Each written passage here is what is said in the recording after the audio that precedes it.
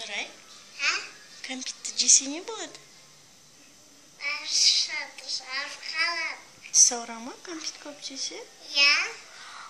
Сүтке қант салуға бола ма?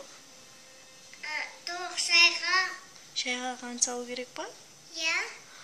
Егер қант көп жесе не болады? Не болады?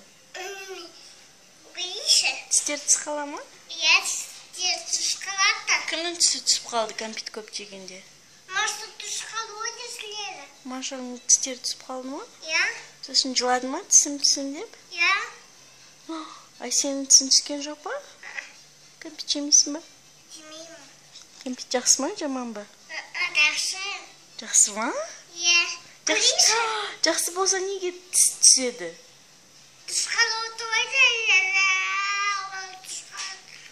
Онда кәмпит жаман ғой.